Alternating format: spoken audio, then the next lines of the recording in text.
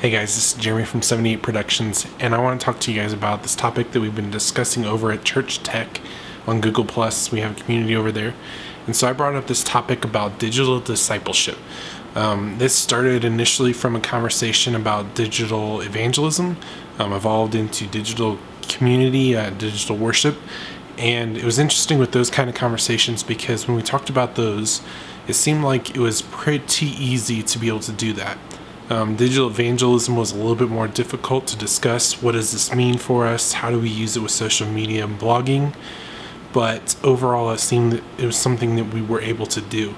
Digital worship, digital community seemed also something that was very capable of happening. But then we came to digital discipleship, and I have a lot of reservations about this. So I have a link below to the actual discussion in the community. I'd love for you guys to go check it out and see what you guys have to say. We started this probably a week ago, still having conversations about, still trying to figure out what this means for us.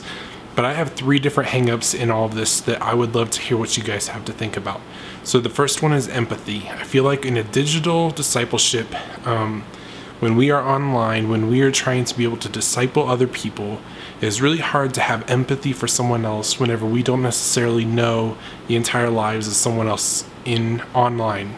So when I say this, I want to fully understand that we can get to know people, and I think we can get to know people really well online, but it's whenever we actually live life with people that we really get to understand who they are. And so online, you almost get to present what kind of a person you want to be. And I don't think that it's necessarily untrue sometimes. I think that I present myself as true as possible, but you don't get to see me whenever I'm with my son in both the great times and the bad times. You don't see me when I'm with my wife.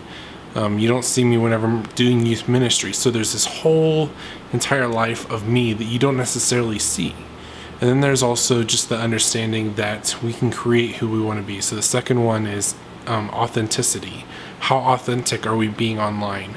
And so a lot of people, I think that the entire internet has this stigma, rightfully so, but also I think it's overreaching in its understanding that you can become fake online. And so I think I could easily present myself as somebody who I'm really not, and it's getting harder, especially with social media, Google+, Hangouts, but it still is very possible to be able to present something that we are not. And so I can come off very confident, very loving, and at the same time, when I turn this camera off, whenever I stop typing on the keyboards, I could be somebody completely different.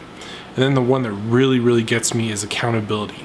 So in discipleship, from my understanding of discipleship, is that we are living life together, that I am trying to teach someone in my life a little bit about Jesus, how I try to approach the Bible, how I approach God, and at the same time I'm learning from someone else.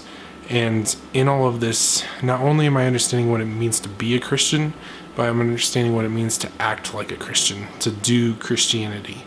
And so I think it's easy to go online and to learn how to be a Christian.